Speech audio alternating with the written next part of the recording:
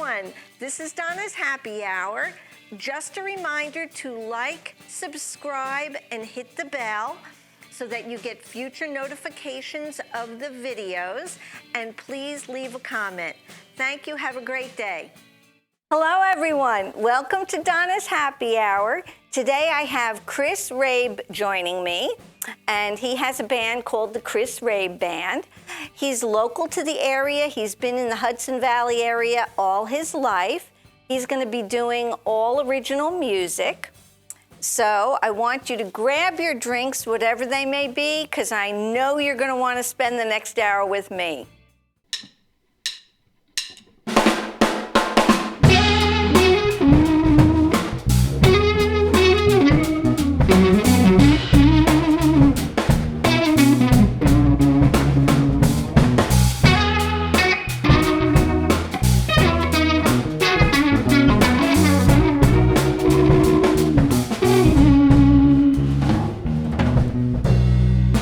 Words I'll tell you lately, they don't mean a thing.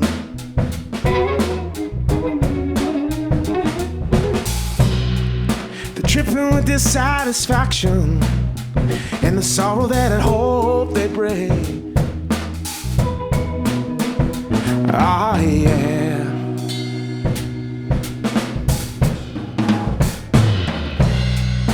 You don't fit inside my arms the way you did before.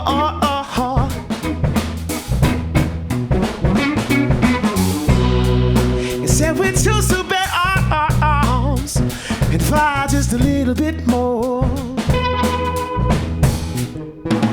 Oh, now still I am a fool, for I'm sorry.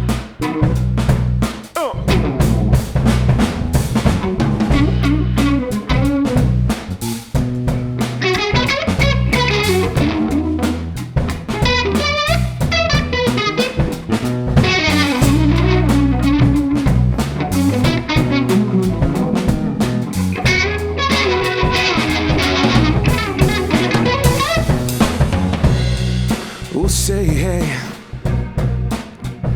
I'm leaving here just as soon as I can. Got big things to do, oh, got pressing things to plan. Oh, now still I am a fool, for I'm sorry. Still, I am a fool, and I'm sorry. Oh. Countless nights in a faded moon dance, countless nights for the lack of romance. I can feel it now. Holding on to another year's past, searching for things we knew it all along.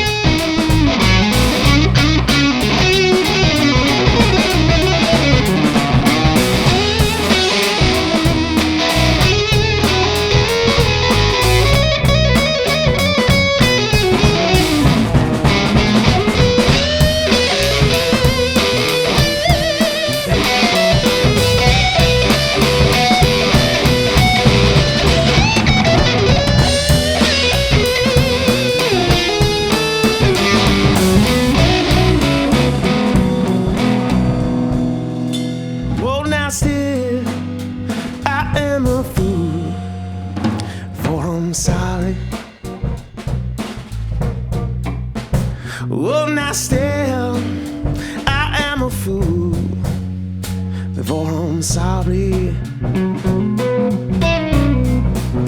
Well, now still I am a fool.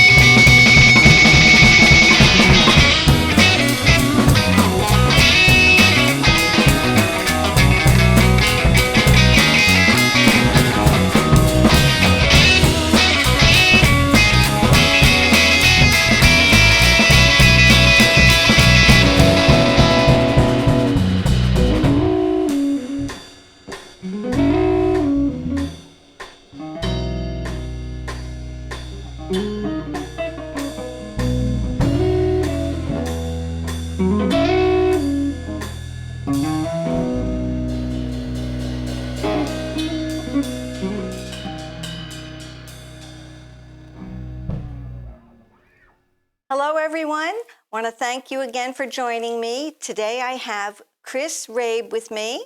Chris, thank you for joining me as well. Thank you for having me. And Chris has been playing in the Hudson Valley area for how many years now? Coming up at least a decade, 10 years plus at this Wow, point. Yeah, okay. I started, I moved back from California when I was 21 and went out to California thinking that was the answer. Like everyone, if you grow up on the East Coast, you go West Coast, you go on West Coast. Right, that's But right. I came back when I was 21 or so, and around 22, 23 is when I made the transition to full-time, and I'm 32 now. So. Okay, wow.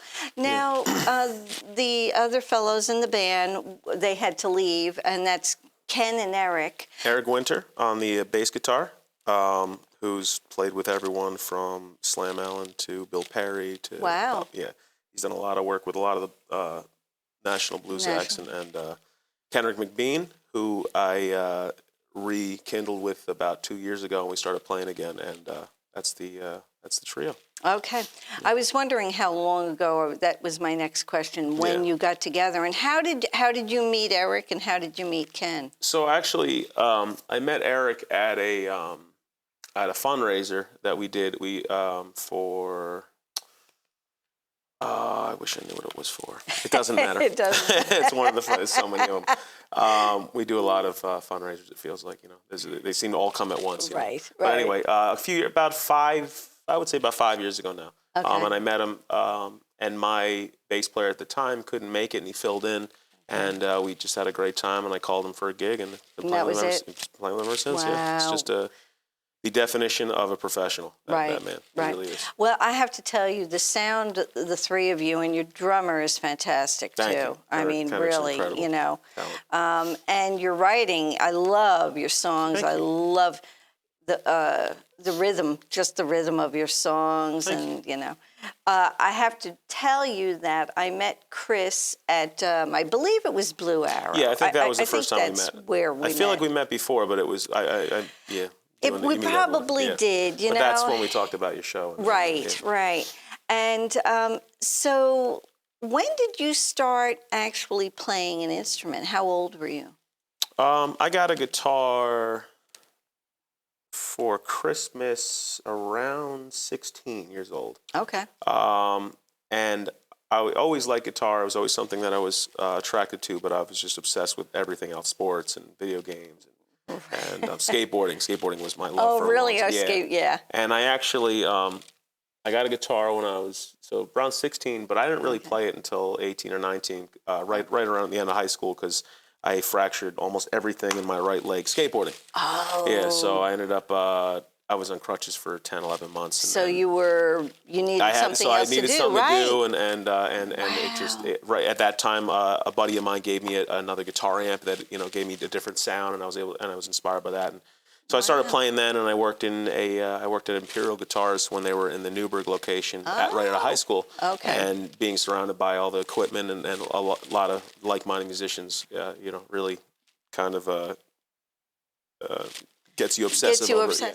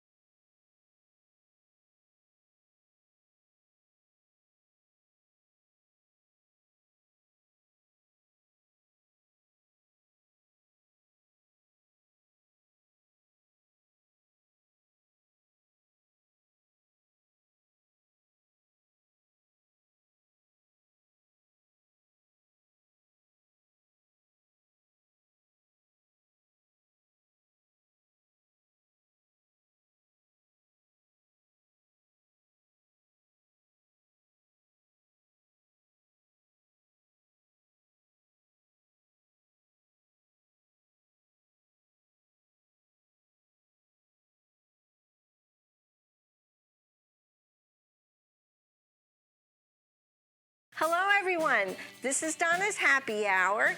Just a reminder to like, subscribe, and hit the bell so that you get future notifications of the videos. And please leave a comment. Thank you. Have a great day. So it never, it ceases to amaze me when I talk to musicians. And I always like to ask when they got started playing and how they got started playing, and did they come from a musical family or not? Yeah. So did anyone in your... I grew up, my mom always played piano growing up. I always had piano in the background. She always played piano. My dad actually went to school and he played trumpet. And he was going to be a music teacher and ended up doing a bunch of other things. But so I grew up around, trumpet early on and the piano, but I was always into hard rock and classic rock and playing sports and skateboarding. Skateboarding is an art. I was an art major. So I ended up going to school for graphic design for a little bit. But I was obsessed with everything from, Japanese art to abstract stuff to painting to drawing to all that stuff. So it's that side of your brain, right? So it's like it goes hand in hand. So very it's well. artistic. Yeah. Did you think that's where you were going to go? Oh, definitely was not. into art? Yeah. No, art, yes. Music, no. I had no idea I was going to play music for a living at all. That's what's so amazing. Until I was maybe 23. Like that's when it was just like I can do this. It was a realization. And what's amazing is then you started writing. So you really didn't do that part either early on. No, I didn't write at all. I was never good. I'm still. That's what I consider my weakness is words, getting words on paper. I feel like I can talk, I can communicate well, but when it comes time to put them in a way that makes sense or that's approachable, that's where I struggle. But I'm getting better and I'm working at it. Right. And it's a labor of love. But, it's just like anything else. The more you do it, the easier it gets. That's exactly right. Do you, or what's the question I want to say?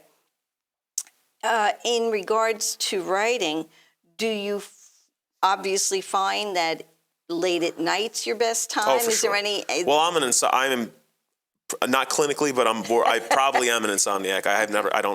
I'm like the kind of guy that if it's not broke, I don't go to the doctor. Right. I'm very rarely at the doctor, hospital, anything like that. So, but it's almost. I mean, I never go to sleep before 4 a.m. 4 a.m. is like the earliest that I'll probably pass out. Yeah. So that's also when I'm wired. Midnight rolls around and I am absolutely peaking. Like I'm ready to go. See that? So and that's when I write 90% of music. Of your music. It's 2 in the morning. Like that. The last song we did tonight. That was like I said it before. Like it was just a random.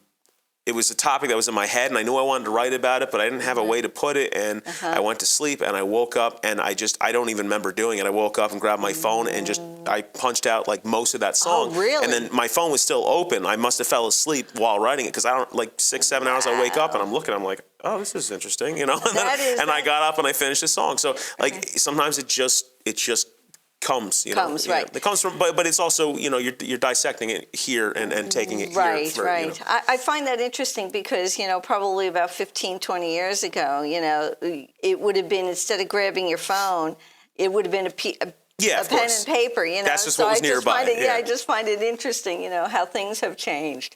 Well, let me also ask, so when you were working at the music store, did you then take lessons, or did you? I'm 95% self-taught. Self-taught. Yeah, it's more trial and error and just putting myself through the grind that is being a gigging musician and trying to make a living doing it. So that is most of my what I know about guitar or performing. It comes from trial and error, honestly. I did take a handful of private lessons the last couple of years, a handful of vocal lessons, just to make sure I'm not hurting myself, because I sing a lot of blues and I sing a lot of hours a week, so I just want to make sure my mechanics are sound. Right. And with guitar, I've brushed up with some, here and there, but you pick up things, when you play as much as I do and you go out as much as I do and you know as many musicians, you tend to rub, elbows with a lot of different people. Sure. So you learn things all along. You pick up little things. And I just always find it very interesting, again, to ask whether or not they've had any kind of classical, or did they, start playing in school, in the school My intention was to go to school. Like my intention out of high school, once I realized that it wasn't art, actually what happened was I went to school for art, and I had a vocal teacher. I took a vocal class as an elective, and at that time I was singing, but not really singing. You know, Right. I sang when I was a kid. I was leading choir in 5th or 6th grade, and I was great then. And then I just didn't sing my entire, Wow. 8th through 12, That's something, and okay. getting out of high school, starting to play music and playing a lot of hard rock and stuff like that, and you just can't find singers. Singers are the hardest thing to find, and they're the hardest Really? thing. Yeah, there's not a lot of singers, like especially male Interesting. singers. Like there's a lot of female singers, not a lot of male singers. So Really? I had a hard time finding. So I was just like, I'll do it. I'll do everything. I'll Right, book the right. gigs. I'll build the brand. I will promote the shows. I will sing. I will Right. write all the songs, and you just Wow. follow me. And that's where it came from. It came from a very I don't need anybody because no one's here. Right, Like, it right, came right, from a right. very- You have to yeah. depend on yourself. Yeah, Or, it came from that initially. That's very interesting. Wow. So, but I took a vocal class in college, Right. and the teacher, who I don't remember his name, and I really want to go back. It was at Rockland Community College, and he sat me down. I dropped out of all my classes. I did not finish college, by the way. Okay. So I met this guy, and he had heard me. I went to go do my my midterm for Okay. this, and it was an a cappella piece, and of my choosing. I don't remember what song it was, but because I never did it, I walk in to go sing the a cappella piece, and he goes, "Stop. I don't need to hear anything." And he goes, "I'm giving $100 for the class." And then he wrote down the name of some guys in the city he wanted me to check out and go pursue music. And I'm like, because he went out during his lunch break, and I had Tuesdays where I had 3 classes. I had an art class that was 4 hours long. Right. I had a graphic design class that was 2 hours long, and then I had one like an economic or something class that was only like an hour. But I had like a 4-hour break, and I was an hour and change from home, so it didn't make sense to drive home just to come back. Right. So I would go sit in the corner of the campus when it was deserted, and I would go sit in the corner of the campus, and I had this little battery-powered amp, and I'd point it in the corner, and it would make it sound huge. Right. And I'd go sit there and play for a couple hours. Oh, okay. So in between classes, and I guess he was listening. He heard. and he told me, he's like, what you did out there is better than anything I can ever teach you in this class. And he was very, very enthusiastic, and he's one of the main. He made me believe I could do it. He Wow, pushed me. isn't that something? See that? Yeah. It is amazing what, will inspire you. Or the words that somebody say to you. That's it's so special. important. It really is special. Because all we're trying to do is connect. I mean, that's what music's about. You're just trying to connect, and Right. you're trying to get this out so someone else can grab onto it. Right, exactly. That's all you're trying to do. Exactly.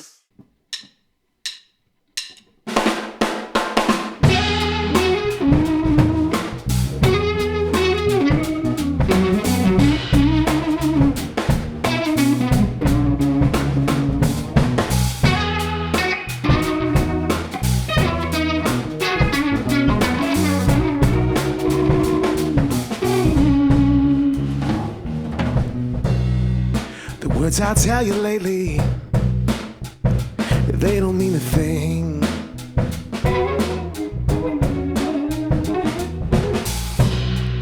They're tripping with dissatisfaction and the sorrow that I'd hope they'd bring.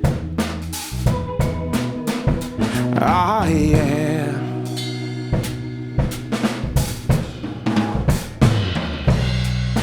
You don't fit inside my arms the way you did before.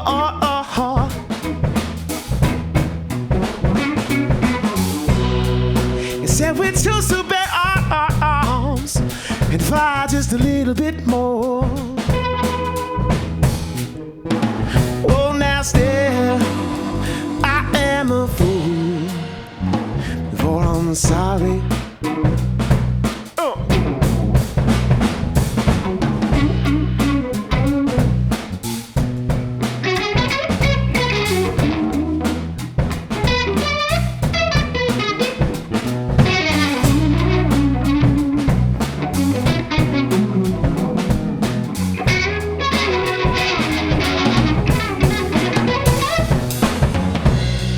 Who'll say, hey, I'm leaving here just as soon as I can. Got big things to do. Oh, got pressing things to plan. Oh, now still I am a fool, for I'm sorry. Oh, now still I am a fool,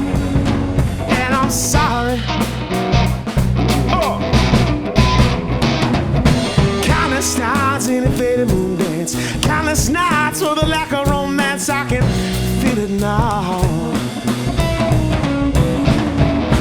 Holding on to another year's past, searching for things we knew it all along. Well, now maybe I'm just tired of this. Maybe I got more than this to give.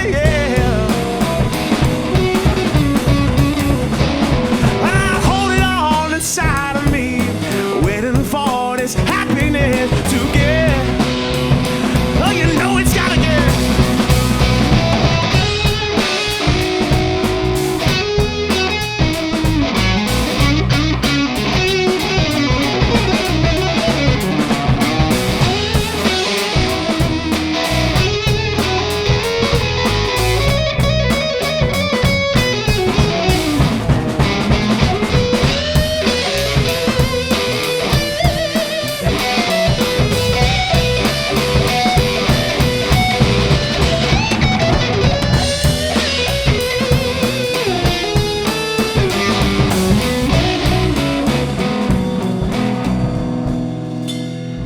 Still, I am a fool, for I'm sorry. Oh, now still, I am a fool, for I'm sorry. Oh, now still,